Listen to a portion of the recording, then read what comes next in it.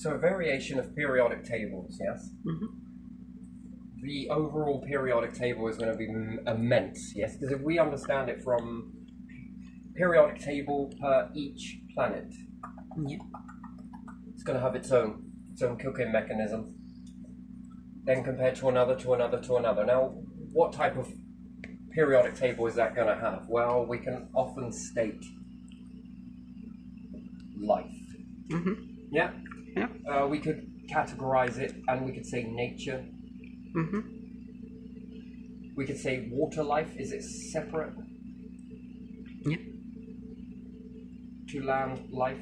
And again, these etched in and each individual creature. So let's say if we take something that eats something and then spits it out, and this is left behind and preserved, or a beehive, these things wouldn't naturally exist.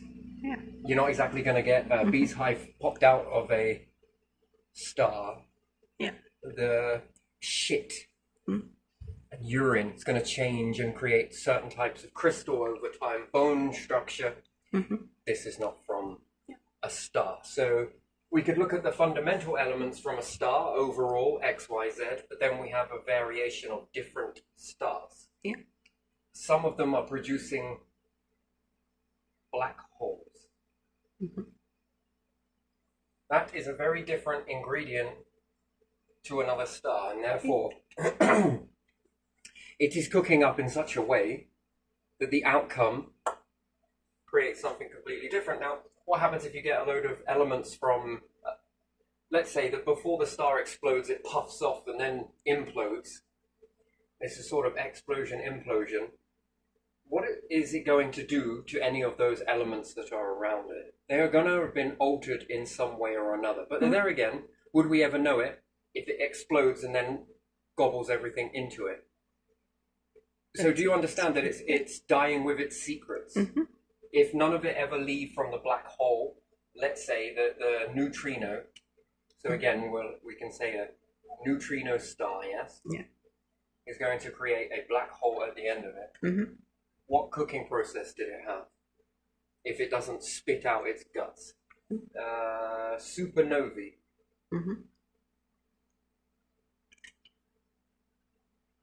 It dies pretty quick. Yeah. It lives a fast life. Is it known as a red giant? R star? I don't know. And again, its outcome towards the end, most certainly. In the beginning, yes, we're going to see a periodic table, but what we've got is a piece. And it gets confusing to add all of these together without giving them variations. And this is very complex. Scientists should be rubbing their hands together thinking, finally, we get to really bend and boggle this one. Because neutrino is giving you a different outcome. And therefore, at a certain stage, it is doing something that other stars are not. I see. So, yes, its ingredients are gone in and it looks like a star. It may act like a star, but it's anything but identical to another star. You would think boy and girl in this situation. Red giant, again, this is popping out its guts, but supernova is also popping out its guts. Well, we can see these. Neutrino that we know of. Well, we got a bit missing. What are you doing just before that? Wouldn't it be nice to be able to pause a star in each transition?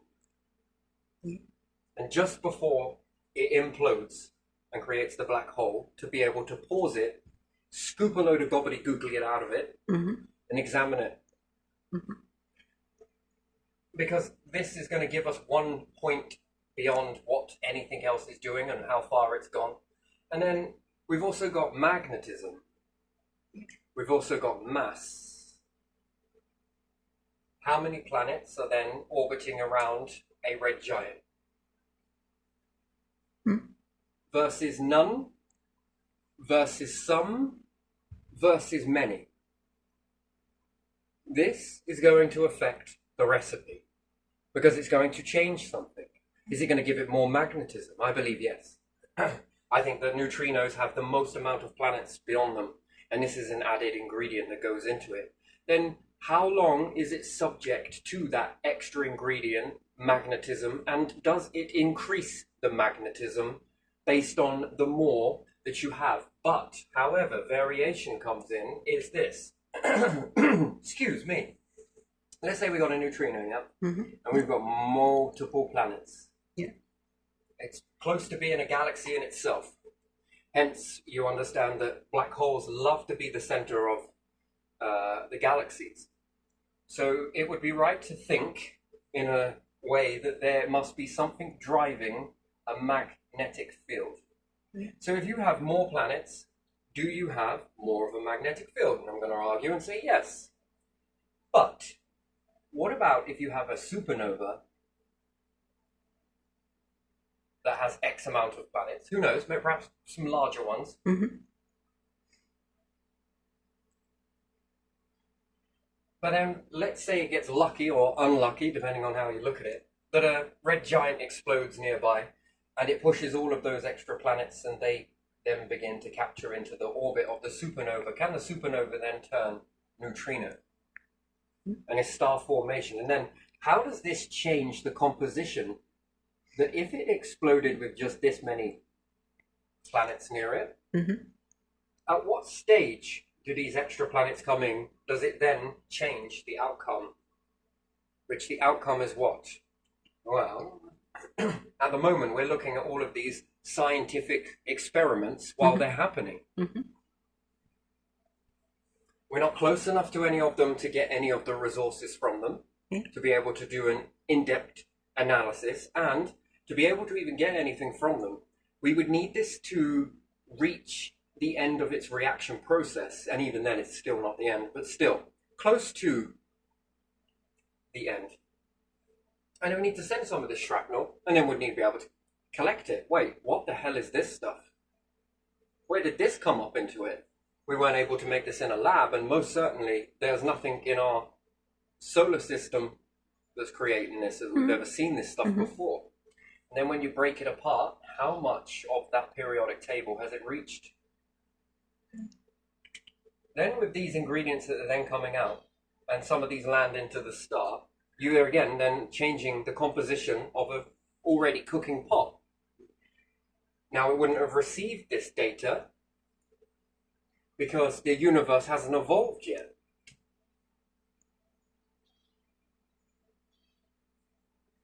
So it's only evolved to make do with this stuff that it's eating in the beginning in order to cause the fusion process to continue in the planet. So it knows this information from here to here. Then something else pops nearby that gives it a complete different set of ingredients. Elements that have not been seen before. Now, that's because the universe is still evolving, transitioning. It doesn't mean that these ingredients aren't there. It means that they are, but they're stored in the star until that gives out at the right ratio. You've just updated the elements, and then it's then gone into the star. Some of it's gone into this star, and these are a variety. Just name a few. These are a variety of different stars that are now updating their ingredients as they're cooking. Well, how does that now look? That's going to have no change at all. Remember, it only knows so far up to this because of what it's got. Then something pops and gives it some data that has gone beyond that point. This data then reaches the star currently as now, and you've just changed the ingredients. So you could say asteroids that come in from further afield, and that manages to get into the star. But these asteroids contain, again, information. It's much more smaller, but still information nonetheless, of data at this level. And it holds a knowing that's then on its way, probably been on its way since that star exploded, and it's traveled. By the time that data gets to you, it's already evolved further on from that moment in the next nebulas that have been recreated, let's say. And there again, it's now just updated your composition. The composition of the star midway through cooking. No other star at the moment has ever received this information at halfway cooking point, and therefore, what could the outcome be? Well, you'd have to wait until the star explodes, live long enough to be able to collect that data and then look at it and go, wow, everything we thought we knew has just changed. But that is like the weather on a planet, where our humanity first came from. That's like this, and this. So we know one thing is guaranteed in the universe. And what is that? Change.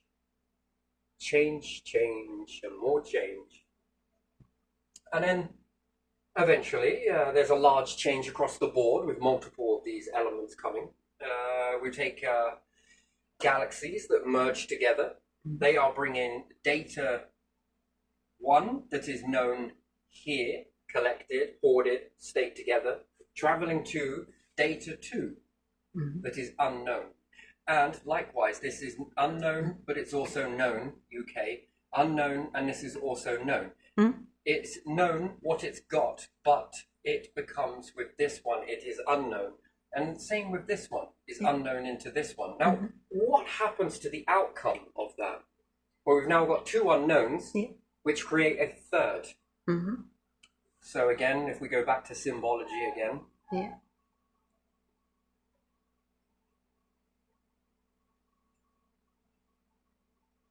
You've got one unknown in this one, but it's also known. And likewise with this one. It's got a known, but it's also unknown, unknown, but it's known. It doesn't know, and what is unknown is in this one here. This one, what is unknown is this one here. When they come together and merge, you have a third variable, which would be unknown, and it will combine.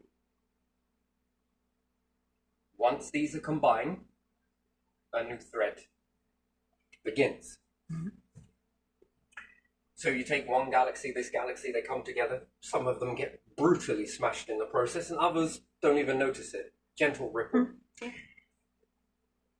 The stuff that does will go on to seed other things, and that's one way of doing it. Meteorites, again, these asteroids from each side can make their way out of this. It's unlikely, but it's still more, it can be common as opposed to uncommon. So again, you do with that what you will. So we get this new outcome, new elements. What are those elements? Well, again, that's unknown unless you're in both places at once, right? And then being in both places at once, how would you ever send the signal when the speed of light seems to be such a pain in the ass, right? Such a limit. And then it would update the periodic table. And what's more, it would update the life table. Well, with the unknown from D1 and the unknown from D2 merging together, and if intelligent life happened to be there, or life in itself, the building blocks. Because once again, even out of these fragments of life, even out of the fragments of nature, if it lands on a particular planet, and again, it covers the planet, and if you think about this going in multiple directions, and it seeds, and it gets lucky enough to seed some of these newer, and reach a few Goldilocks zones, which it could rain down. How's it going to evolve with this new, unknown stream that then becomes known? And when it becomes known, this is then unknown to life, but life works with it, and then it becomes also known. And then, what do we get? A brand new table. Why? Because all of the things that they are going to do, how they're going to respond in that environment is going to change the environment. Some things are going to be left behind for quite some time. Moving stone, doing this, combining elements, blah, blah, blah, all of that sort of stuff, making plastics, going with this wave, making tablets, playing around with gain of functions, anything you can think of, weird and wonderful. What happens if humans start genetically modifying trees? Wouldn't recommend doing it on your own planet. That is just stupidity. Take it out. Take it in space. If it goes wrong and it doesn't turn out the way you expect it, because again, you're meeting the variables to create something new, and this something new creates new periodic table. Now, whether that means rubbing you out or whether that means building you up, at the end of the day, that is a variable, and the two of these meeting together create a third variable to be able to predict that invisible This is the bit that's invisible, because you have to combine two things into a third, which then creates a fourth. And then you are, whoa, the hell is all of this? Okay, now how does that respond to life? Is life responding positively or negatively? And what do we look at negatively? Is life going to respond to it positively, but later on? But right now, in my immediate understanding of it, that's negative to us. That is going to evolve us. In what way? This way, that way, anything else. Then you start creating new elements. So again, if in intelligent life forms, which there will be, because you'll understand that even in death, mass extinction, there is a lot of data in all of these stuff. And they've clocked together and come together once. They'll do it again and again and again and again until it makes something that is close to perfection. And likewise, it will also make do and also create close to perfection through you or from you. That's the way it is. Then you get a load of new elements, a load of new thinking processes, a load of new body functions, sensors, operating mechanisms. What worked here, it might not work there, or this works so well, let's give them some extra arms. Seems barbaric, but in principle, what would you do with extra arms? You can already do it. Yeah, your feet are something. They are very interested. They're being kept for later. They'll do for now in this format, but later on, they're going to have a different purpose entirely. Interested. Now, so we understand then that what is learned now in this area might not be all there is to learn, but depending on where the evolving of the universe is. And if we try and shrink the universe into a calendar, into a wristwatch or time, when it does something unexpected, then everyone goes around saying this word, unprecedented. It is unprecedented. Well, no, it's to be expected. I think it's the right word, and we're trying to cram it into a frickin'... We're like trying to cram life is like trying to empty out your toothpaste and then trying to cram it back into the tube once it's been emptied out, because it's got to fit a certain... And again, a belief system will always fracture. So believe in possibilities are endless, and believe in that the narrative can always change. Why? Because of this reason. It's healthy. It then gives you a healthier mindset. So this is one area, and these all cross over, by the way. That's the nice bit about all of these. They link. They all link together. And again, and again, and then this one will link, but you'll need this stage to get to that stage, then you'll need that stage to get to this stage, and so on and so forth and so on. Humans will understand this more so, humanity, any intelligent life forms will understand this a bit better when they understand about making life forms on other planets. So, you know, genetically modifying and all the rest of it, not crops. That is silly. Not enough data has been done on that. That should be tested with other means that can be hurled into the star if it goes completely wrong. Again, that is being wise. Any type of life forms that want you to go the other way in that, I would question it completely. That is just weird. If you've known how many life forms have met their end because of this, it is massive. And again, lead them horses to water. I can make them drink it, but what's the point?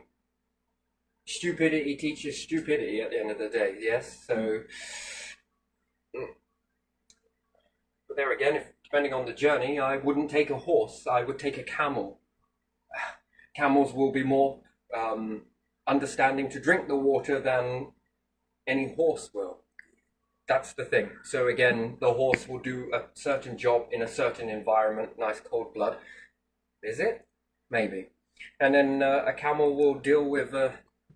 So again, it would be up on my intelligence to pick the right tool to take per the journey. Anyway, still, because if not, you're running a risk, aren't you? If you're trying to take a horse across a desert and you can't make the horse drink the water, then is the horse the right tool for the job of what your expedition is and your objective outcome is? So no, then you would take a camel, would be better suited.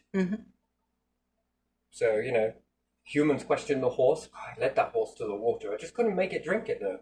And now I'm stranded. And then could you imagine God looking down at you going,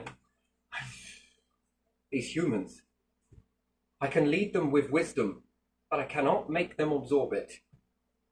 And then there's another God on top of God going, aye, aye, aye. And this is never ending. No, I'm just kidding, right? But still. This is not all. So we would look at the whole universal structure. This one, I say I'm not going to talk about. Maybe I will, maybe I won't. I just think it will overcomplicate it. But if I put this here, I know that means this. I might not. We'll save that for another video. And maybe. So, where's the next bit? So, humans being intelligent life change periodic tables, and people will be like, that's barbaric. Only stars. Well, you're already doing it in a lab somewhat. Wouldn't it be weird if the lab results versus the test, the stress test to prove those lab results conclusively correct, I would need to pop your star. Okay. Let's see if we get any of these elements at this stage right now as we understand it. Okay, fair enough. Oh look, after all, carbons did make the diamonds. Interesting. I'm just not sure about that. Seems like a crystal product, and again, a waste product. I think these are more associated with asteroids hitting planet, creating a pressure in this type of environment. It seems more likely that it's this way as opposed to inside stars.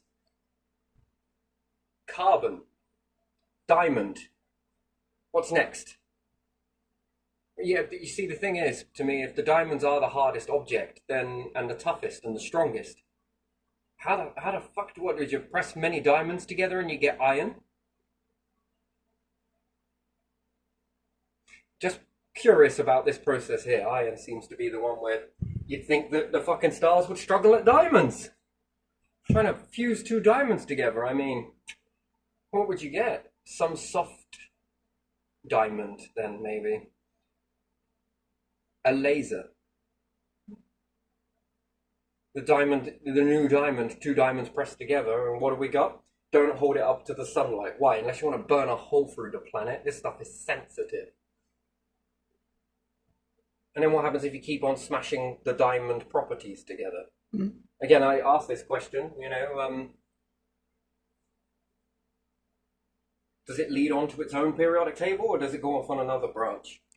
Because essentially you've removed everything else out of the star. And now we're just going to keep adding these to it, intensifying the heat, intensifying the pressure. Does that mean that if I have some carbon, I can always make that turn into iron eventually?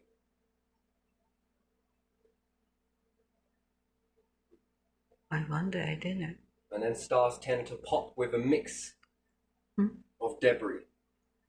So why did they make this into it? And then it would show me that the stars are not pure. That they have different amounts in them at different levels, and it kind of could evolve again. It could get to the iron and then go back to some of these elements and start cooking these. Why did it choose to self-destruct if it still had some leftover debris? It had some part hydrogen left in it. Why did it change its process then?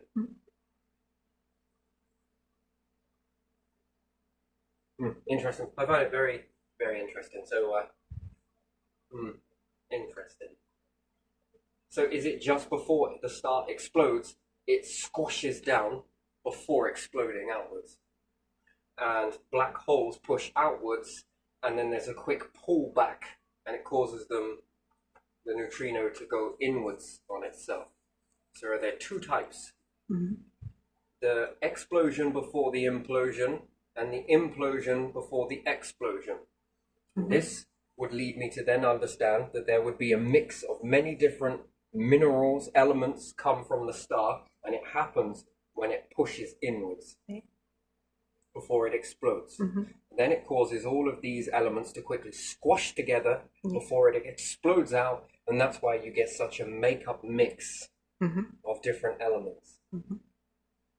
This is how it appears to be for me. There seems to be a push before a and then any type of mass in that pushing. So if I was to add loads of matter to it, of all varying different types of elements in that moment, just before it's going to squash, before it pops, I should expect to see an increase. Well, it depends on what I put in it. Let's say I put some charcoal in there. Just before it implodes, before exploding, then I would expect to see the next level on the periodic table and these ingredients to be the maximum amount. What happens if I push a load of iron into it? And is it really fusing, or does it fuse at the last moment?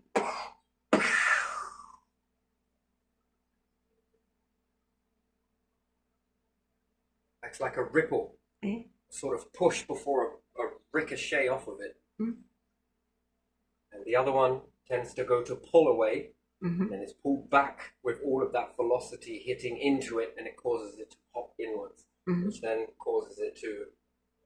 The only way to really stop that is when all of these elements are quickly forged in that implosion, or the explosion before the implosion is to devour and depick all of those back into the reverse, to the starting point, because you can deal with this far more easier than you can the matter that's now squashing into you. And this causes an instability of all the dark particles inside everything to separate, which then is a memory wipe back to default setting. This is far more easier to deal with, and then it gives it the knowledge of how to compact. Anyway, moving on. Lovely. So if we understand this, what is life? Life is what makes a brand new periodic table when you mix the periodic tables together. So life on planet. Life on planet next to a star versus pressure. Again, we should have a pressurized table as well because of the isotopes of different pressures, different temperatures. There's another periodic table. I'd run out of room. Based on all of these factors, you can then make what? Oil, petroleum. That comes with a lot of death. So ingredients are death on planet next to star, because the star was needed to create the life form in the first place, if we take it as nature. Then we're going to need to add in ingredients of pressure, or whether we get that from cooling or not. The atmosphere is collapsing back down. I would say that's pretty heavy. It squashes. And then we have oil. That's, again, brand new periodic table. Cannot be made from a star, but can be made of a byproduct of a star. Life forms rise up as they begin to work. Their ingredients are crushed down, which people probably won't like that. So trigger alert, but it's true. Life creates fuel for life. It's an interesting thing. And again, a brand new periodic table is emerging from this, and you can keep going. So what do fuel sources look like? Well, it must have had life on here at one point. If I'm going to search the universe for life, I'm going to be looking for these little anomalies in here.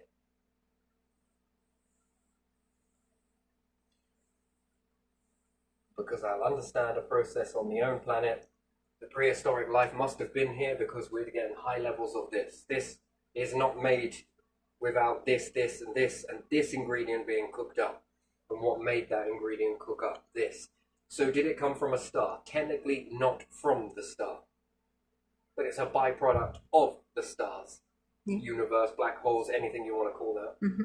And it needed certain ingredients to go into a particular pot with an X amount of atmosphere, this much pressure, this much blah, blah, blah, blah, blah. And then you get that outcome. What can that be utilized for? Well, who knows? Now let's go further then. So we understand that this is a natural processing elements, all of the bar of this one, and humans and life forms, they're quite unseen. I mean, could you imagine popping a freaking... What do you think stars are? Lucky fucking bags? Oh, look, humans are falling out. Oh, look at that tree. That's amazing, that is. Oh, fucking hell, these stars, man. I don't know why I'm going off to ask you for a fucking psychic reading. I might as well go back to the star. Could you pop me out some money? Could you pop me out a car?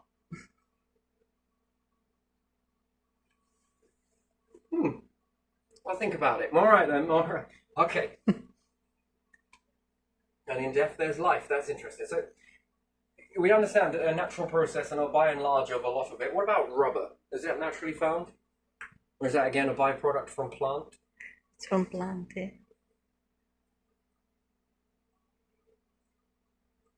Which, again, very interesting. And the more you run with this, the more you get. Alcohol. Very strange thing, isn't it? Yeah. Some people say that there's alcohol clouds out in the universe somewhere. Yeah. Okay. Then what life caused that then? Maybe someday. And that would be an indicator of nature, unless there's something I don't understand, which is possible. But did you find any rubber in there whilst you were there? Did you find any oil? What caused that? I mean, not sure. Maybe it cooked up naturally somewhere, but damn, the fruit on that planet must have been big. Right. So perhaps there are certain kinds of alcohol then, chemical reactions based in this, that, and the other, and perhaps there is a way to achieve it then. That's artificial alcohol then, perhaps. Yeah. But we're looking at a signature of nature alcohol, yes? Yeah. DNA. Yeah. Is that cooked up on anywhere else that we know about? I think you could cook that in a star, yeah? Shove that in a star, char it up a little bit, pull it out. Oh, look! Life form's gone! Who would have known? Likeliness, if it was cooked out from a star, you would be immune to it. Yeah. Plus with the carbon, plus with the information, plus with that extreme heat, I think you'd come out indestructible, wouldn't you? Yeah. So no. But again, I think it would create you into something that perhaps... So we look at this and think, okay, this is the natural process for all about this life. And then planets of different sizes, different variations. Well, that cooking process is still taking place with the pressure, the heating, the cooling. But now in a very different environment. And then I'd love to see the stars that orbit around one of these. Now, what's it doing to those elements on there? Because rather than having a lot of push, we've got a lot of pull. For the first time in ever recorded history, we're now seeing stars bulge towards one side. Yeah. Like mega stretching those stars. And those stars must be getting incredibly hot. Yeah. Now, what type of elements? And again, those elements that it's cooking up, there's a reason why that black hole's keeping that orbit in. I kind of like my food a little bit more. Or do you think there's intelligence in the black hole that if I stretch and squeeze you, maybe I'm trying to learn what I've got to gobble down in the future? Can I cook you up a little bit? After all, I was one of you. Yeah. Yeah. So I know how you operate and I know what you think. Yeah. And I know how you taste. I like my stars a little bit more done than this. I mean, just a few more elements. It's a bit like the salt versus pepper, right? Now I'm a black hole. Woohoo! Crunchy on outside, softer on the inside. You know, and much more hotter for my coolness. You know? Yeah. I want to feel it fizz when it enters my mouth. And again, until you could maneuver a star away from that moment, just before it reaches the point of no return, and it's been orbiting. How many years has it been orbiting? If I was intelligent life and I was everywhere, which I would be if I was intelligent life, indeed, I would maneuver a star close to a black hole and have it orbit 5,000 times and then move it out the way and have another one at the same time orbiting close to. I'd use the halo process, and that one's going to orbit over 1 billion times. Now I want to see what the difference is. Are we overcooking? Are we undercooking? Are we no change at all? It's bollocks. There will be a change. And if there were life on the planets around that, orbiting around that, I want to know how it cooks that up too. Yeah. The more goes round you get, the more dizzier you become, right? Mm-hmm. On a roundabout, yes? Yeah. So, you know, Yes, you do. and now this is stretching and squeezing on a star like we've not seen before. So essentially, our black hole's now creating new stars. And again, we will never know about it. Mm. Well, never is never. I'm possible means impossible, but it means I am possible. And what does that possibility look like? Well, I know the star won't... Oh, wait, star, come here. It's going to be like, yo, I'm a little bit, gravitationally drawn to this one at the moment. And I'm playing orbit around so it doesn't eat me. Nearly, woo, right? But intelligent life is a little bit more like, can we move that out the way? Mm. Oh, okay then, let's give it a go. Oh yeah, we're able to. Oh, okay, now we'll take you out of the mix. Okay. Mm. Now pop it. Okay. And then grab those elements. Mm. That's interesting. Not seen anything like this before. Yeah. Why is that star more hotter? But would we read it as being too hot? Why? Because stars radiate thermally into the coldest object, and the black hole appears to be the coldest object next to that star orbiting. So it's not really reading as much heat coming off of there. Mm. But in order to cook up this much ingredients, we know that it needs a factor of heat. Mm-hmm. Yeah. But perhaps the star's radiating into it, and then when you start to move it away, it's like, whoa! 16 welding masks later, Mm-hmm. stacked, Mm-hmm. I can sort of look at it. Oh, my days, if I squint, have a camera looking at it and it melts.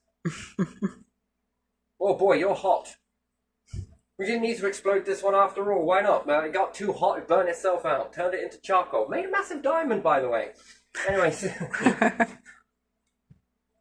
it's going to be cooking up something that's a lot more different. And to observe it around the black hole is its natural environment temporarily, yes? But how hot really is that? And what are black holes doing really? Are they attracting the heat? I mean, are they? Are they not? Is the star radiating its energy into it? Again, this would be a very interesting thing to know indeed.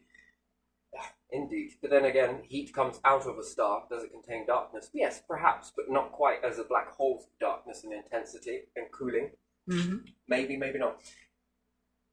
But again, you can have a different composition, and if you do, well, naturally, that's going to be gobbled. Unnaturally, you maneuver it out of the way. Yeah. Black hole's like, oh, I was going to eat that. Yeah, don't worry, we're just going to check this for you. Just making sure it's cooked enough for you, you know. Oh, yeah. Yeah, this element, that element, never seen that before. And what about this one? I have no idea what I'm even looking at with that one. These ones. We're going to have to take some of this with us, and we're going to have to study this. Oh, bloody hell. I thought you said we weren't like black holes. Apparently we are. Studying this information, right? Mm-hmm. Or you can have the rest, or maybe not, you know. Here's a napkin.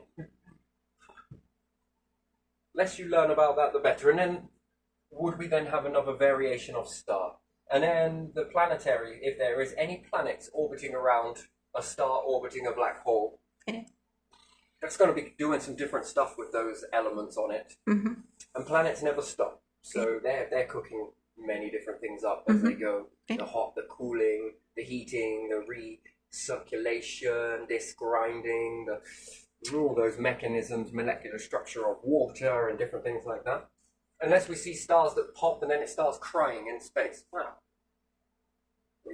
That star was full of, like, tears. Soul water, it would appear to be. I mean, it seems unlikely. There seems to be a process to the planets that are unlocking this. Could you imagine if there were never any planets? What would that be? Well, there would only be basic elements coming from a star, and the rest is guesstimate. Wait, and give me any water. You don't exist if there are no planets. Oh, of course. Wait a minute. Yeah, you have only hydrogen and oxygen, don't you? So again, that's another variable that goes to the planets. So there's a planetary table, and then each different variation of planet. Right? You think that gets tough and challenging, yes? Yeah. So you think that it's easier to make periodic tables the overall periodic table seems to make sense, but it's huge. I don't think there's enough. There aren't enough pavement for me to carve this into. It would take like 50 generations to start carving this into every road, route, path, graffitiing it all with what's known from, It's a lot. So we look at this one and we think, oh, that's a lot of going on in there, and then you dissect it, and then, wow, there's a lot of stars. Oh, these are all different, and then you dissect it. Well, there's a lot of planets, and you think, oh, this is getting more and more challenging now. Then go to the freaking asteroids. Oh my days, small, so many of them everywhere, and yet they're all so bloody different. Yes, they are. But they are pieces of something, aren't they? A collection of some things. Yes, some different things. So the periodic table identified for each asteroid. Okay, sure, the ones around your star. Going to be identical, but collect them all in your galaxy, and then it's like, wait a minute, hold on a second, wait, I quit. And we can keep going. What about the little specks? Oh, specks? Yeah, these seem to be a bit more easier, but then when you notice how many there are, like grains of sand on a beach per postage note. Okay, that's nebulas. There's another one. Again, I'm not going to write them all down because we needed to make some space for this next bit. So we take a load of stars then, yes? And again, intelligent life can do this. Of course it can. And aim its nice, lovely heat.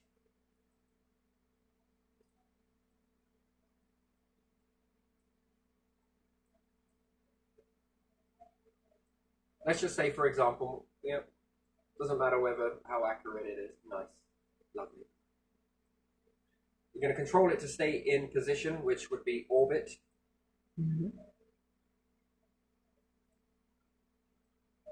And it's aiming most of its energy towards this one here. Might be small, but it's incredibly hot, dense, whatever else. And you can start adding in ingredients into it. And what type of periodic table are you making now? No star naturally forming in this universe can do anything like that. Life forms can. Intelligent life forms will have the power to do something like that. If you can think it, you can do it. It's kind of a weird thing to think about, really, isn't it? But logically, if you can think about it. This begins to orbit, nice, wonderful. You're then beginning to control ingredients. Now, what happens if you then make multiple of these? So I'm going to draw this very simply, just because I don't want to draw the whole thing again and again and again. And you give this center object a certain amount. You know the ingredients that went in to form the center star, central star. But the ingredients that you start putting in,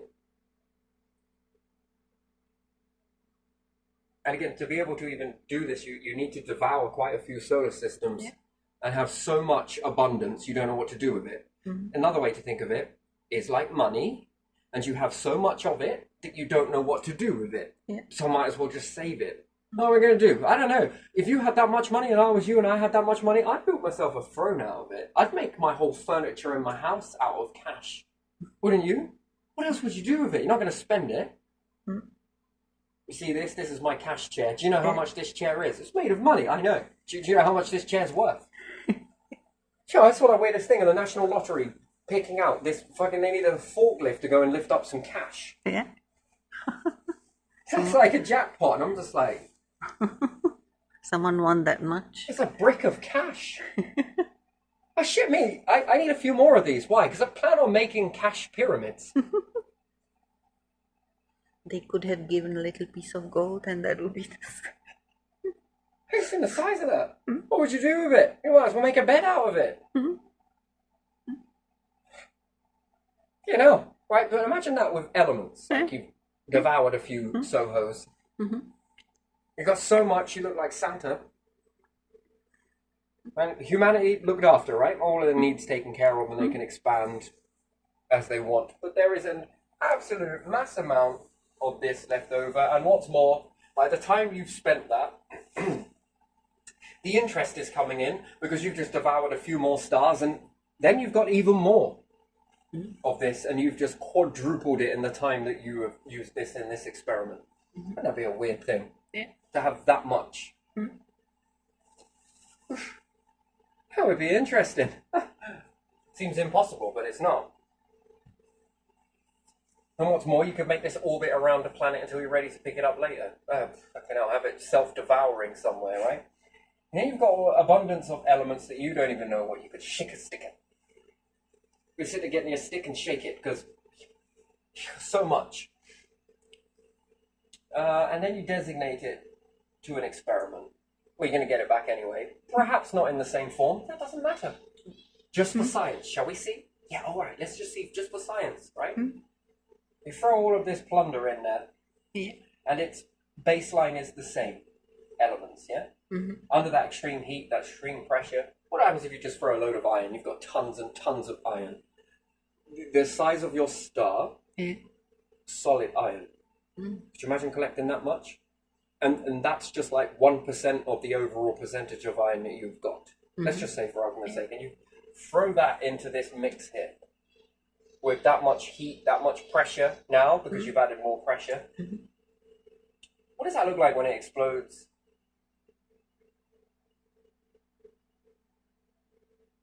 I don't know, exploded? Oh, I mean, if you're struggling to get to grips with the periodic table, then you might want to quit now. Because what type of elements are going to come out of this star, and then how long is it going to burn for? Again, question mark.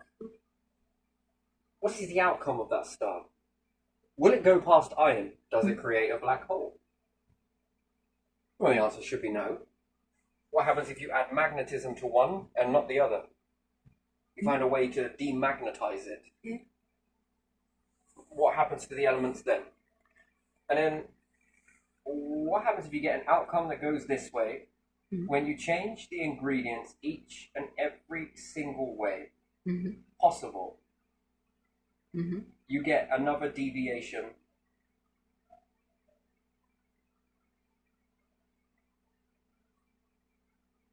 of elements, which would never form naturally in the universe. It would unnaturally form because you made it happen, a bit like plastic. And then you start testing what happens if you add a load of sand to it. What happens if you add a load of this to it? Another branch, another branch. What happens if you keep going with that? Another branch. How far does it end? Where does it go? Do I need to add more stars to create a halo of stars around it? In order to add more heat? What happens if I add less heat? What happens if I try the same process with black holes? Again, I will keep that to another one as a question mark, but even still, principle's still there. What happens if I take a load of black holes and orbit it around the star? What does that then do? Well, you'll be drawing new periodic tables, won't you? Most certainly. New elements.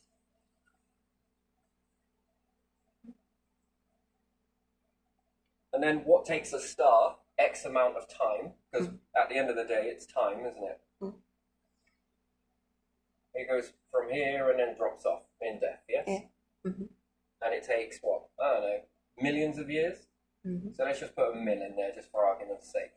If you add more stars, more pressure, more heat, well, what it takes a million of years to achieve this point, can you get it to achieve it in a faster?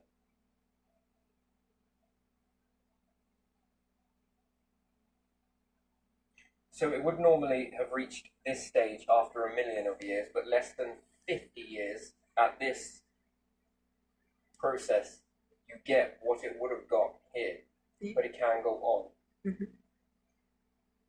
Then if you pop it here versus pop here, pop here, pop here, or pop here, are you then able to basically slice like each cooking stage? Flour, okay, I'll add a teaspoon there, add the rest to the bulk. Right, butter, I'm going to add that one over there and then add this one to the bulk. Now I'm going to take a teaspoon of this one.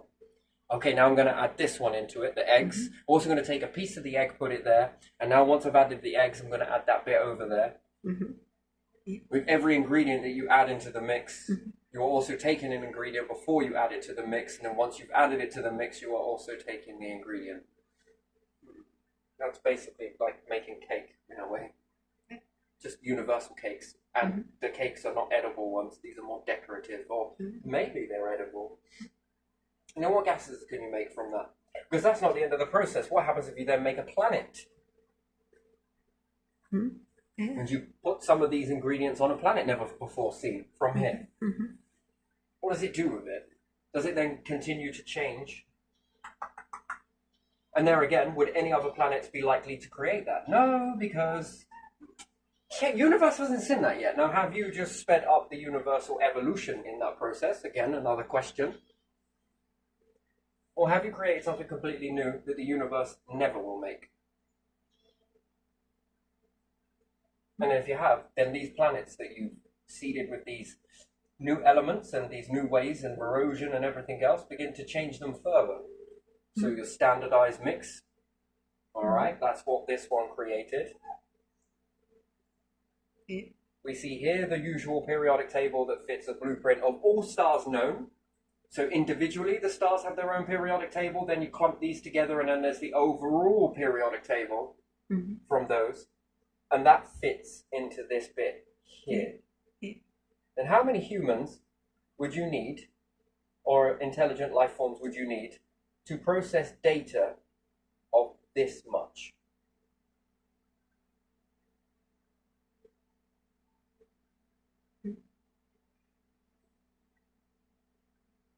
This stuff never been seen before. How long did it take your ancestors to figure out just that 10, 80, 20% worth of information on this planet? Yeah. How many humans has it taken? That's with limited and unlimited variations throughout the history. How much have you garnered in that small amount of time? A lot? A little? Well, it's a lot of time compared to humans, and it wouldn't seem like a lot of information is known. Not really much, is there? No. We can understand that. Depends on which way I look at it. It's a bit like my shadow. Is it moving this way, or is it moving this way? Which is it? Is that propeller going this way, or wait a second, or is it going that way? Yeah. I mean, Shanae, matey. Yeah, she. So humans have lived long time compared to human understanding, yes? Yeah. Have they learnt a lot of information or a little? I'd say a little. How many humans is that? I mean, we worry about how many humans are here now. I'm asking the question of how many humans have existed on this planet from day dot. Many. Who knows? Who can count it?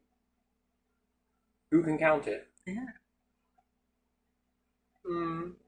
I think we can. Yeah. Yeah, we can have a rough example, can't we? Yeah. A rough variation. What do you reckon the minimal per life expectancy per humans do you actually get to understand? What do you reckon the minimal is? Changes over time.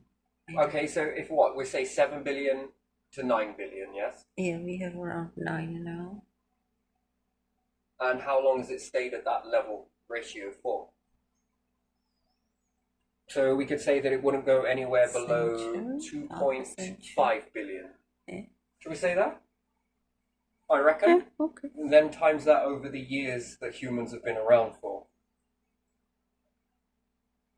And then per every generation holds the margin no smaller than, and then over the existence of humans.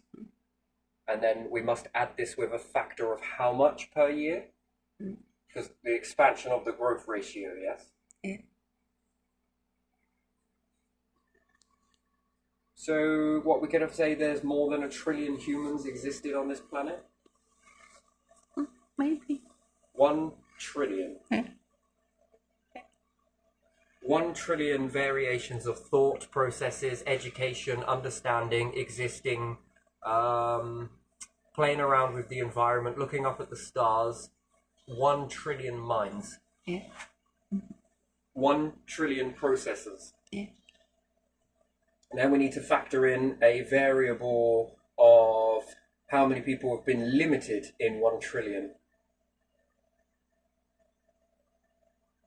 Many, many. 750 billion? Perhaps.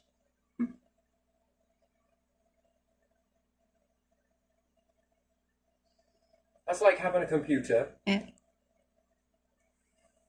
with a trillion capability processor and then limiting it down. Yeah. It's like 75%, isn't it? 75%.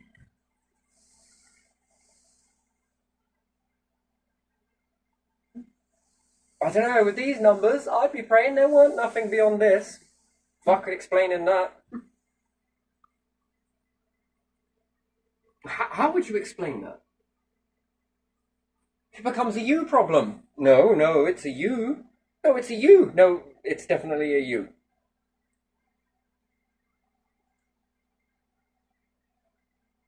And then humans would have to ask themselves a very tough question in that predicament.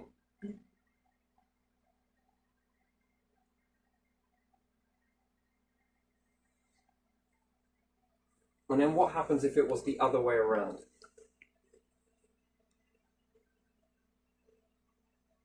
What's the other way? Oh, Yeah, the numbers were the other way around at 75% capacity ratio. that would be different world, maybe. What would the outcome be? You see that you shrug your shoulders, but you do know the answer. It would be a lot more knowledgeable than is known now, yes? Yeah. But it would still be a little. Yeah. What happens if you had 1 trillion human beings living right now? 1 trillion. And you'll tell me that it's impossible. That is not true. It is impossible. So what do you need to support humans at that capacity? Well, you're going to need a lot of fixtures, platforms. You're going to need resources. And you're going to need a lot of them. And not the resources you think of. Water, food, abundance, this, and this. 1 trillion human beings. 1 trillion. Can you? That's a little. Yeah. And then I ask a question, which is a fascinating one that I ponder with. I still can't get to the calculations of it because I can't see enough into space to understand it and how vast and big this planet appears to be in the overall void of things because you're up close to it. Yeah. And then you then understand how monstrous space is. Looking through a telescope, how much points of light are capable of supporting how many humans can live in the universe at one time with all the resources that there are.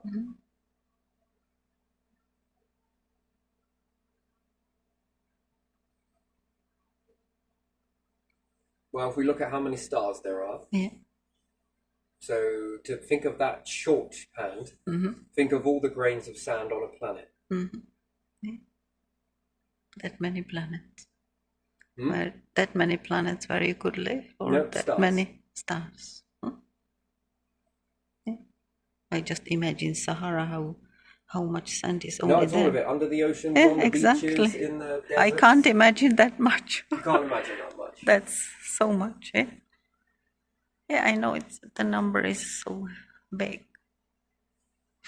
And then how much life can be supported by one star? Well, you notice how many humans are on here now. Yeah. That gives you a factor. Then what happens if you dot multiple Earths around in a halo around the star? That's one. Yeah. A whole.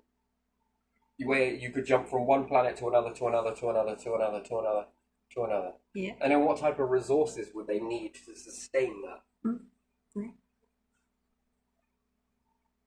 And then how many stars could you pop? Yeah, destruct. You can detonate stars. They're very easy to do so. And then all of the resources that come out of that. How much of a platform is that for humans? It's mind-boggling, right? That just one star's death. Yeah. And if you were to capture this in such a beautiful way, how many humans could that support? That gives you a rough idea. A lot. If you learn to cook the elements up correctly, how many humans could you support? Oh, yeah. Billions. I Well, any know. element that you get from space, planets, moons, anything that gives you a rough idea of how many humans, and then you're already maxing out at numbers that break calculators of how many humans you can have existing off of the remnants of a star alone. Now amplify this per each remnant from each star, then they vary in sizes. So the bigger the star, and this is our star is quite small, Yeah. it's very small. Now, if we were to pop all of the stars in the nearest vicinity,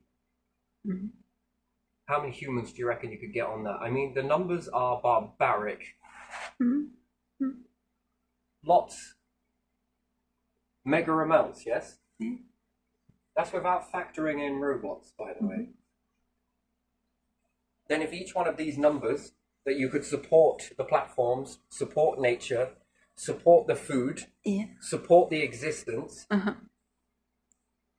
with an extra amount of abundance of resources left over, Yeah. that you can convert these and make in those large amounts of numbers robotics per times each person. How many would you have per person? 3? Unlimited? It's a crazy number. Yeah. It seems all very complicated when they're close together, but when you send them scouting out on missions, and then other people will be like, hey, I'm planning on going over there too. Should we combine bots? And someone else is like, well, I want to send one over there as well. Okay, let's go then. And you've got a whole fleet of fucking autonomous little shits. By the time they even reach that star system, these ones would have already been upgraded. They'll be old. But already doing the job that needs to be done. And then how many humans plus more robots and how many more? And then where does it end for humanity then? Yeah. It's like what, 8 billion Mm-hmm.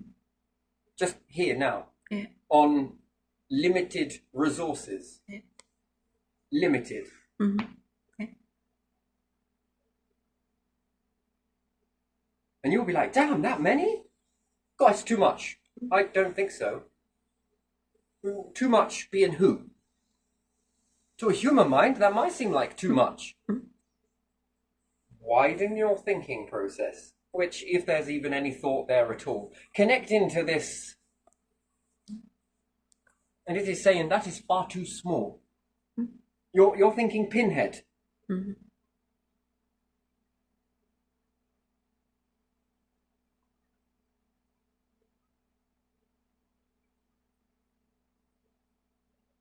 So 8 billion times a billion. Mm-hmm. And even then, that's still very small. Yeah.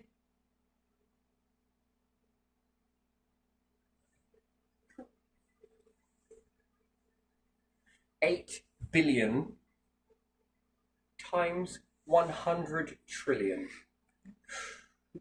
Still very small. When we look at the grand scheme of the universe, that is merely a poppy seed. We're doing well now. We've gone from pinhead to poppy seed.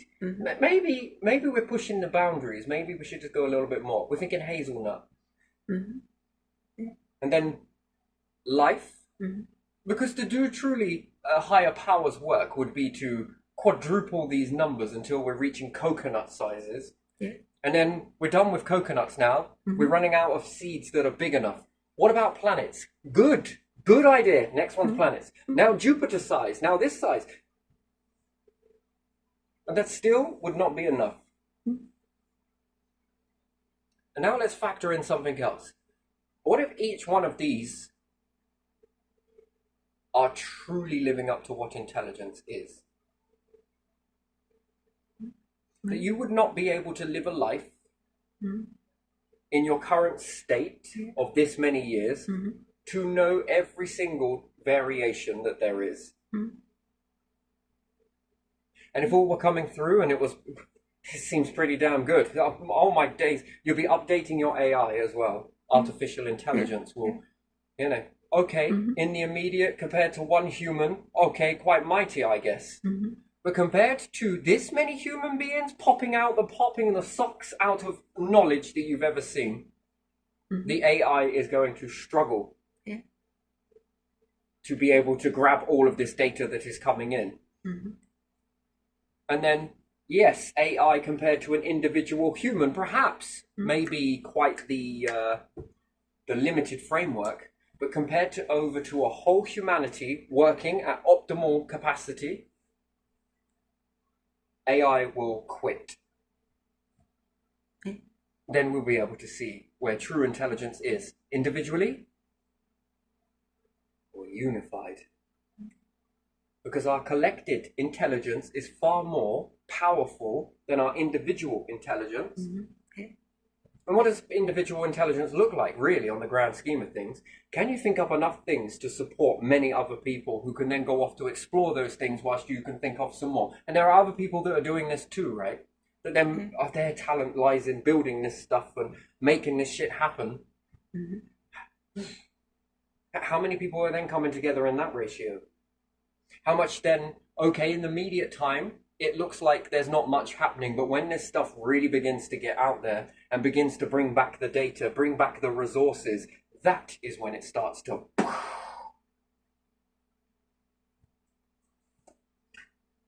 And then you're building more and more elements from this. More and more. I'm going to let you sweat for a bit if I can find your lid. But it's okay, I'll just borrow it off of this one because you're a good pen. The other one, not so good. I suppose it would be if I had some black paper, maybe. And advancing further, and then deep in understanding, creativity. And then you go to see that the periodic table is freaking huge. But humans need to be a lot more bigger in order to be able to accomplish something of this magnitude. And then how many others have you got doing this in many different areas? Some are going off towards neutrinos to discover those, or perhaps robotics. We'll stand back from a safe distance, I think. Supernovas.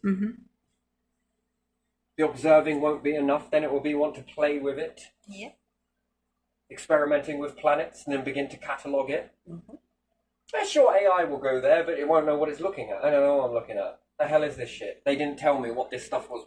What do I do with all this shit? Oh yeah, I forgot they can't hear me because the signal travels at the speed of light.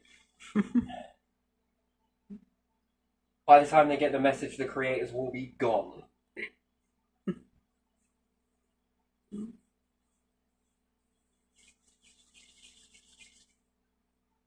Do I grab all of this stuff? Yeah, just start shoveling it all. If it looks different, collect it. And then while it's devouring a particular star system in a very safe, non-destructive way, basically means popping a star without all the explosion, you know. Much rather just want to snuff it out. Good, you stay like that. It cools down, crystallizes, and then ching, ching, ching, ching.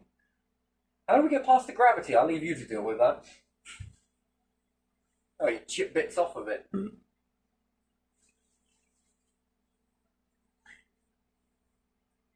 It's a lot of learning, isn't it? Coming back, and some people will have passion in planets, some people are going to have it in stars, some people are going to have it in playing remote control, some people are going to want to rest a little bit and live a life, and that's also understandable and should be accepted. Some people are going to be building habitats, some people are going to be building the fixtures that grow, or you're going to put it into a program, it into a robot, and that's going to do it for you, give you a platform to walk into. AI, if it's truly intelligent, you will be building the constructs of what humans need in order for them to expand into. You know what we need, you know what we like, you know the life support systems. Get on with it. And while you're doing that there, we'll watch, observe. Okay, this is good. Can you do it any faster? We can. Oh, get on with it then. Come on, chop, chop. And then these get building that. Once they've built that, they've got a whole lot of knowledge that otherwise would not have got. Perhaps we've helped with humans tempering them to get them just adjusted just right. And then we want to send those with their information to bugger off over there because we planned our ancestors are going to go here and our future ancestors are going to go towards this. And by the time they get there, you better have already devoured it and made them a beautiful, beautiful platform with nature spreading through it as wild as it can. Take these seeds with you. It's probably better if you keep these seeds alive inside you, you know, perhaps grow them, seed them, drop them, grow them, seed them, drop them, grow them, seed them, drop. Yeah, keep replanting over and over in this process. It's probably better. And take these seeds with you. Why? Because I want to know whether these seeds actually last that journey. Yeah. Interesting. Mm-hmm. And then once it gets there, it starts building the platform, life support systems to boot. Yeah. I mean, that's a hell of a gift to give future generations.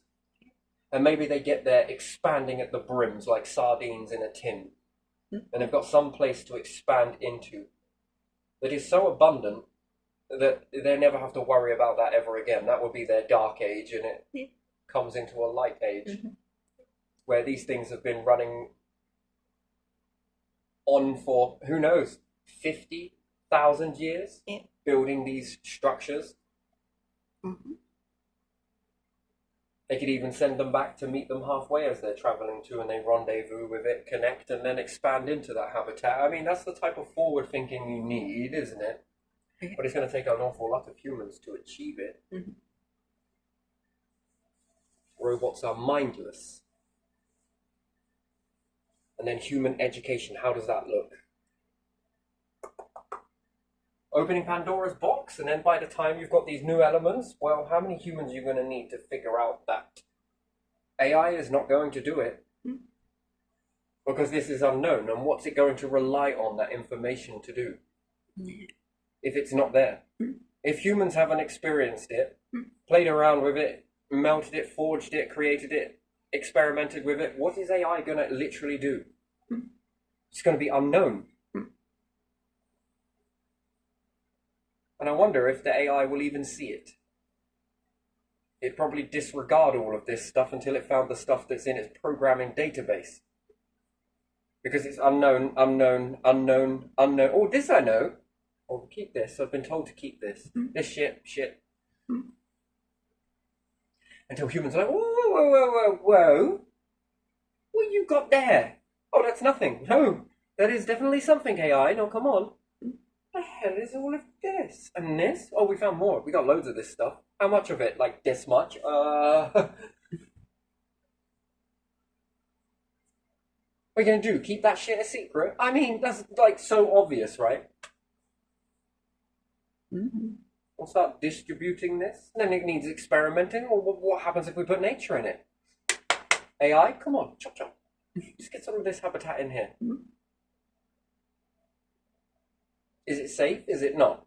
Does it create longevity? Can we make this shit work? How does this stuff stand up to... And then that's the next bit on this, that if any other star has not and never will see anything that hits in this area here, yes? Yeah. Then it means that that is the strongest structure in the universe, and triangles are not the strongest structure in the universe. Intelligence is.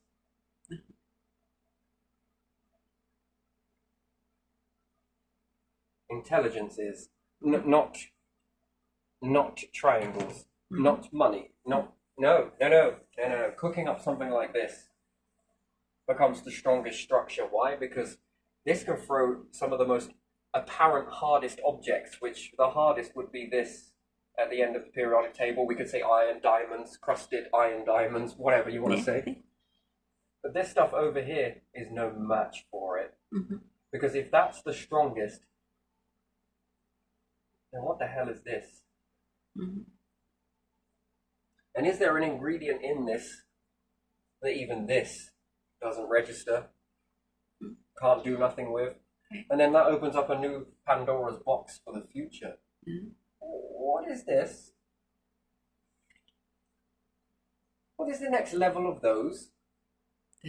Well, after all, you're going to be learning those pretty damn quickly, because you'll notice that they start to become abundant, and if you miss your opportunity and all of this stuff winds away and gets gobbled by those, you'll be limited to your laboratory. But I'm pretty sure, compared to your lab versus a black hole that has taken with the evolution of the universe and you haven't, I'm pretty sure that no AI is going to be able to figure that out with the laboratory that you have. It's not possible. And therefore, your intelligence is the strongest structure in the universe. It is the It is the most important, the quantum drive inside you, that gift to not live within the fixture but to command it. Mm-hmm. And it's not about one individual, it's about many individuals. Mm-hmm. AI won't get you there. It's a great tool, wonderful tool, don't get me wrong, it is phenomenal, impressive. But let's put it in its place. And let's put humans where we're meant to be. Mm-hmm. That this would not be created without humans. Mm-hmm. And then if you go on to make life forms, Okay. again, let's say you mix in the variations of life forms. And again, no periodic table, no star created that. If you start them, let's say merging bird DNA, who knows, sounds like I'm going to go extreme, go all out. Bird DNA with spider DNA mixed in with a little bit of, I don't know, bear DNA mixed in with a little bit of prehistoric dinosaur DNA mixed in with this DNA, that DNA, whatever, and you make some sort of form of glob, something that needs a little bit of time to forge, mixed in with a little bit of human intelligence mixed in with it, Mm-hmm. and it becomes successful, Mm-hmm. and it goes on to do the same thing you have done, but you've taught it in a better way as opposed to, it opens Pandora's box. Don't want to merge it into this one. It's following that same divine stroke within you lot, Mm-hmm. and it is feeling it too, but it's also aware of the external. Yeah. The taught by word of mouth, yes, Mm-hmm. what's best for everybody, Yeah. but there's also this undertone, Mm-hmm. something more guiding, Mm-hmm. something that bridges the two together. But what's taught outside to versus what's taught inside. I mean, the seen and unseen is a very wonderful thing. Yeah. How many more variations of life that would not come from that? And then any intelligence that they garner, and even if it does surpass you in a certain area, Mm-hmm. no one's going to be feeling jealous of that. We're going to embrace it and love it because it's a difference, and we should celebrate that difference because in turn, likewise, if you lead by the example, they're going to celebrate yours too. Wonderful. Now maybe you'll be able to teach one another because you're going to have I'm sure, a wicked side, and this side is also going to have a wicked side, but you can learn from one another of a way to teach each other how to douse out those wicked sides Yeah. and focus on the strength, Mm-hmm. which this should just drop off anyway. Mm-hmm. And again, their variations and their way of seeing the universe might figure something else out that you haven't, Mm-hmm. or see something that you don't. And then you'll understand that intelligence becomes the most powerful thing that there is. It's sensors versus could be breakthroughs for you, could be breakthroughs for them. It's reciprocal in that way. Mm-hmm. You never know, they could go off and create some really fundamental leaps in health and different things like that. And then what happens if it's compatible and you're able to breed with them? What happens? You create something new. You create something, right? So you created something from your creation. Mm-hmm. It evolved, many different variations, Mm-hmm. periodic table in its own right, Mm-hmm. versus your periodic table in your own right. I think I was covering some of these once before. Timestamps and everything else is all there on Yeah. videos, and I'm just going to touch upon it. You created these ones, so these ones are your creation. So this one is a creation question mark. Mm-hmm. You create these, Mm-hmm. they evolve into this, then you and this, and you would have created into something else as well. Mm-hmm. But either or, you two will come together and then create a new variation. And is this important for keeping species going? Yeah. To stop deformities? Yeah. And then if they create a life form similar to Mm-hmm. process XYZ, can that variation then breed with this new variation. Yeah. Which then strengthens the genes fully. Mm-hmm. And depending on how many different variations that they have versus those have versus these have versus these have, what does life then begin to do? I think it gets a bit more information from multiple areas in that aspect. Yeah. And then how does that shape intelligence going forwards? It doesn't mean that everyone leaves their past roots. No, some people are still going to stay in this ratio, and that should be all okay. Yeah. Some people want to stay in this ratio, and that's beautiful as well. Some are going to want to cross. Mwah, beautiful. Mm-hmm. The crosses are going to want to cross with the other crosses. Yeah. Again, beautiful. Mm-hmm. Variations maneuver onto variations of breeding versus more breeding, which I wonder if this strengthens genes, strengthens what you are, makes you more creative, can limit you in some aspects, but I don't know. I think this interbreeding, is it called? Interbreeding, where we breed.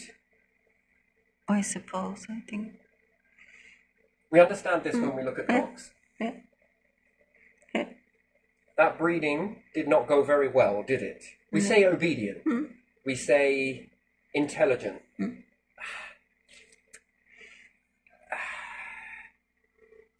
The dogs aren't going to light the world on fire now, are they? Not just because they can sniff things out. I mean, yeah, I'm not really sure about that. I just find them very... There are few breeds that are slightly better than the rest, in a way, like shepherds or the ones that are a bit wild, but the rest is very... Yeah, wild dogs. I do like wild dogs. I think they have got a larger level of intelligence, but don't get me wrong, it's wolves that take the prize on that one for me. I have seen wild dogs, and the way they operate and the way they come together is a very fascinating thing. It is absolutely strange, alien to me to see them act that way. They are not obedient. They do have inquisitive. They are investigators. They are cautious. They have a lot of this sort of stuff that, I don't know, some of these have just not got. They seem to be structured around obedience. These ones seem to be structured around intelligence. They're a bit more cunning, a bit more intelligent. But again, compared to that, it's very limited. It's quite watered down. It's wolves that take the prize for me. They are very impressive are wolves. So it's their environment, I guess. But you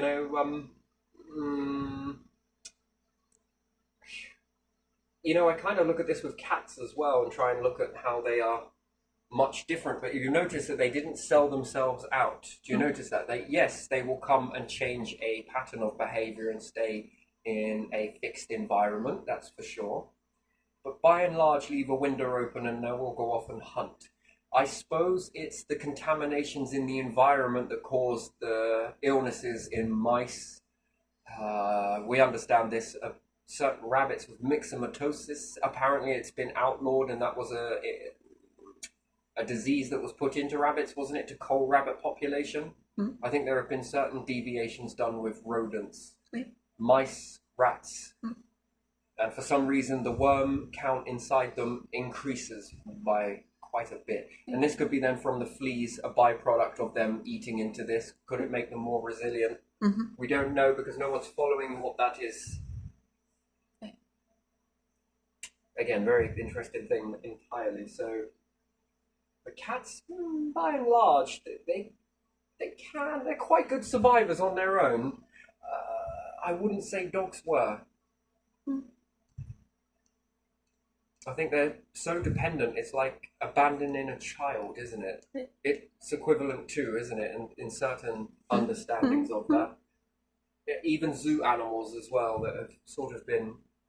It's almost like abandoning a child, isn't it? That they don't have their defense mechanism. But there again, if lions or tigers get out, they will go for people. Yeah, So they are still holding on to that food and they are in strange environment usually. Zoo animals in completely different climate and stuff like that. And they will change their food source based on what's available in that environment, I suppose. So you can always see that most animals evolve in this way, that even predators can become prey.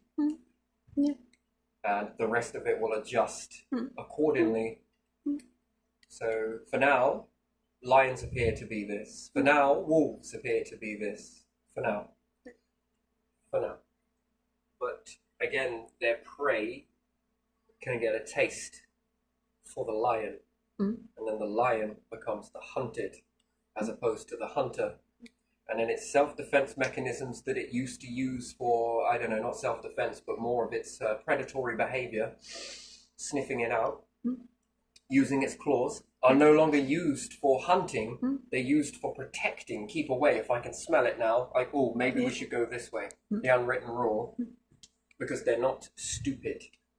They will go off to a different food source if needs be, if they come off of the menu. By and large, this has happened throughout history loads of times, but because we've come into it, we become aware of it, we looked at it, we studied it at this moment, we then set a narrative. Narrative is spoken. Spoken narrative means that we then go on to believe this is gospel until something happens outside of that, and then we use that magic word. It's unprecedented. When actually it's normal. It's normal given enough time. That it will go back and forth.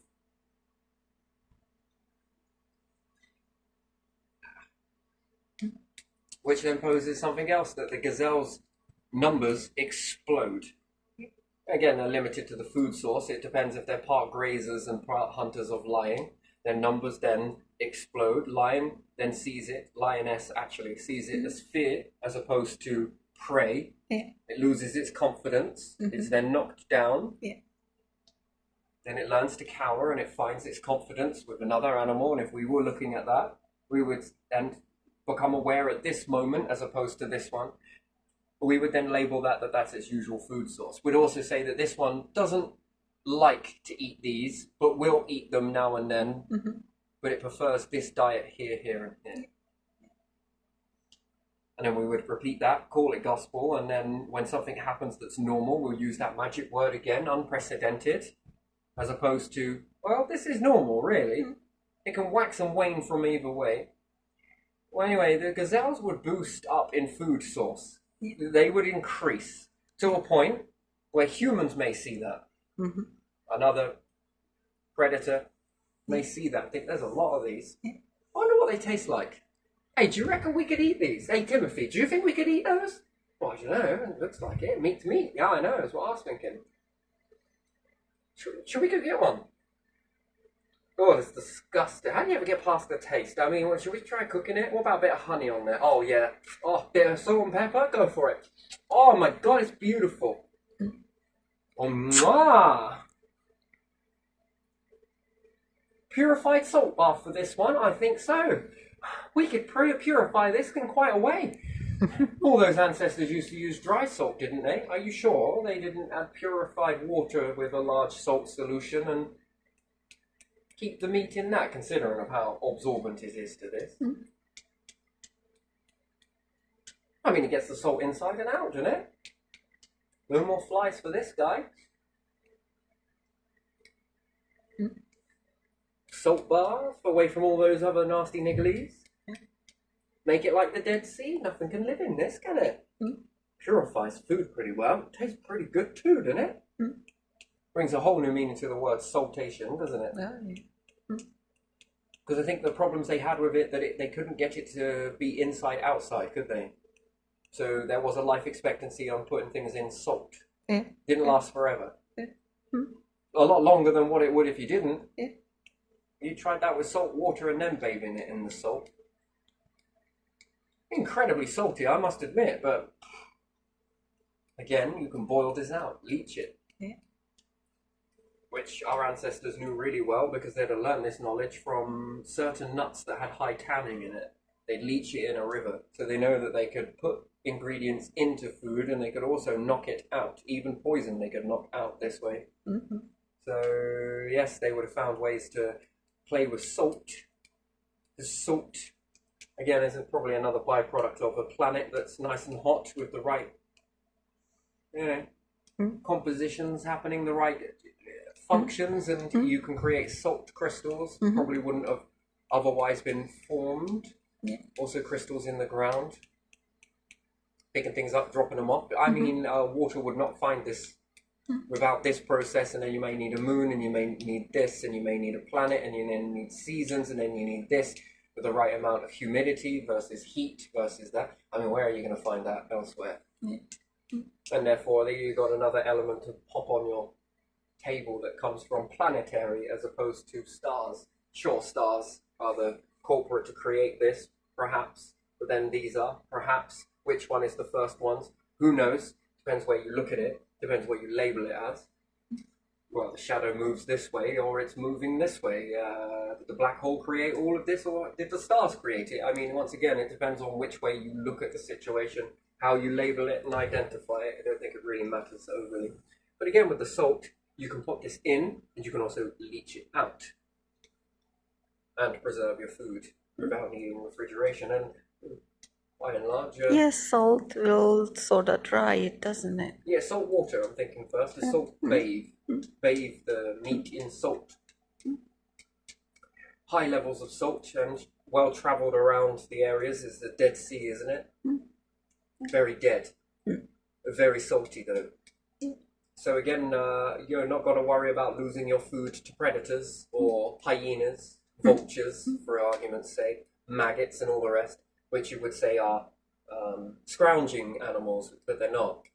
But again, that seems to be the way that it's viewed. Bacteria, again, that will happily devour it. But in the Dead Sea, I do not think so. Well, maybe there are some extreme, but again, those extreme we can deal with. It seems like an extreme process, and then once bathed in salt water for a bit, and then dunked into your dry salt. What's it going to last a lot longer? Well, wouldn't that be really salty? Yeah, but we can leach it out. Oh yeah, of course, like the poison. Like the tannin. Like this. Yes, this would have been really knowledgeable. They'd have understood that. And it could be where we got a very high salt content from. Not because we were... Water is definitely funny here. I think I saw a sperm whale over there. That might be the answer. Just kidding, but still, yeah. But you can eat fish in a high salt content. Yeah. I see some people eating fish and they're like, oh, I've got to put some salt on here. Hold on a second. Just give me a minute. This thing came out of the sea. Damn, how much more salt do you need? I mean...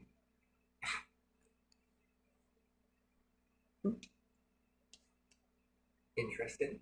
Yeah. Oh yeah, but you gotta have salt on here. Yeah, I guess you have.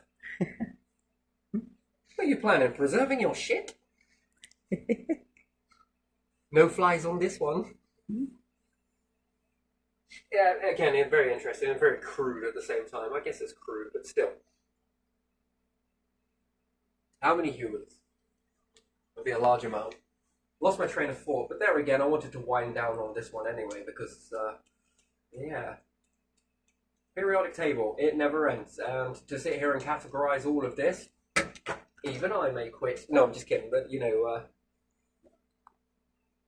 do you see how this begins to grow even further, and then if you add in variations of life forms as well? Again, what they may be able to cook up and what they can think up and what they can do. It might be completely different to what you're doing, understanding, and there again, boom, in another direction, and they find another bridge, another branch, another... You know, when you're amplifying these bad boys. And then how does that enhance your information going forwards to create better fusion processes? I mean, wouldn't it? This would be creating better fusion process. And likewise, it would also be doing better diffusion processes, which can be quite handy depending on how you utilize it. Traveling very fast, well, that's going to cause a problem, isn't it? Especially if you hit into something, it doesn't even need to be moving. But even if it was moving, that'll rip through your ship. I'd rather feed it to a black hole, you know, at the front of the ship. Try not to orbit around it. Where you can use a star and a black hole, their forces against one another to cancel out the rotation. Again, it's another type of knowledge that you can use. You can cancel out the rotation using, well, your brain knowledge. And you can travel pretty damn fast. Well, that might be before you're folding space and all the rest of it, if that's a possibility. What happens when you aim the black hole towards another black hole at a galaxy further away? Do you feel a pull? Does it lock in? That will change your paradigm again, won't it? It will shift. Wait, you mean to tell me these black holes can feel each other from this far away? Yeah, like fucking magnets, aren't they? When you aim it at the star, they sort of repel away. But yet when you aim it at another black hole, it seems to attract itself. Seems to know the way. Seems to be getting faster, doesn't it? It does. Again, a micrometeorite versus an asteroid coming towards your ship. Well, the black hole's going to have some fun with that. Might as well. That's a great way to travel, that. Keeps you nice and protected behind it. No need for a great big shield that seemed nigh on impossible. Well, unless you make something like this, and then, well, things can hit that all the time, can't they? But the inertia impact of that is going to be something. Because if you're traveling at a high speed and you hit something, and although very small, and it's not going to damage your craft, no, because you've made something that's nigh on impenetrable, strongest thing in the universe, currently, each time you hit into something, it's going to knock you off course, but it's also going to slow you down a little bit. That's going to create inertia. Let's hope that you're dealing with that. Because traveling very high speeds and hitting small things now and then, oh, that's going to be some inertia that I don't think humans can deal with. Yeah, even eggs have a level of inertia, you know that. That if you've got one and you shake it gently, it still is nice. But when you shake the egg really hard, and then you break it open, it's already pre-scrambled or mixed. Ain't no way we're putting this one back together. Too late. Yeah, so you know that they have a... They go past that point. You can take them right up to it, and you can do this with your hands. I wouldn't let go, and probably wouldn't do it in Mum's kitchen, because if you accidentally let go of it and it smacks somewhere, 1, you've got a shit ton of cleaning up to do. 2, you'll just piss Mum off. And 3, you might not clean it properly, and it will stink. So probably best try that one out in the middle of nowhere. You know, if you want to make a funny thing, do it near a friend. The trust test. It's also brutal because you're using eggs, but by and large, I don't know if that's really a bad or a good thing, really. That's just what it is. But you'll understand that you can mosh these up inside it, so they have a level of inertia that they can take before the yolk begins to smack against the sides. The fluid works really well, the whiter fluid, or the clear fluid. It kind of protects it up to a degree, I mean. Well, now, what event could possibly happen that would cause the evolution in chickens to warrant that much protection over their young? Because, I mean, that's like earthquake proof. I mean, that's it's got to be the only answer I can come up with. That it's got to be ready for earthquakes. Yes. Maybe. So again, it knows about earthquakes. So I just wonder how the hell you managed to tell evolution in your body that. But even still, it's protecting it from a shaking that is beyond anything that I've never experienced on this earth. I never have. For it to shake like that, it would be the equivalent of Mars losing a moon overnight. It's a hell of a shaking. So again, it's... Why are you protecting from that? Is this an event to come, or... Yeah, we're well away from reading foreheads and palms now. Now we're reading eggs. Is that event already happened and you decided to write that in, or are you being psychic? The egg reader. Egg reader. So I'm not sure if I were... Do you want to be around for an event like that? I'm not really sure you do. And what taught the chicken that? Yeah, something did. Something definitely has, yes. Protect for this. Last time I checked, chickens couldn't fly very well, nor could they run very quickly. Well, they can, but not enough that's going to cause that to get all shook up. And considering it's an egg that gets left in a nest, so... I mean, gosh, what was that? Really bad wind or, blustery breeze when you were perhaps flying and built nests in trees? Again, it seems like a long way up, doesn't it, to drop your egg down. Maybe it will cope with that dropping. But there again, such a brittle shell, it seems unlikely as well. Yeah, when they drop, they break. They sort of look over like, some, oops. Yeah. So it can't be that. What could cause vibrations such like that? That colossal. No. Yeah, interesting. Unless it's just accidental. Something running around. Humans coming along and shaking it up. Something running around. Yeah. Dinosaur impacts. Maybe, yeah. Or something big running around, shaking the ground. There again, wouldn't it go to strengthen the egg itself? No, that's a vibration. That's a... Maybe it's really just that. Earthquakey. Yeah. But some stuff that never been experienced on the Earth. I mean, is that an event waiting to happen, or? Because it would be in some straw or something, so there wouldn't be that much danger in breaking the shell. But shaking would be more dangerous. Yeah, but the thing is, how do you know that?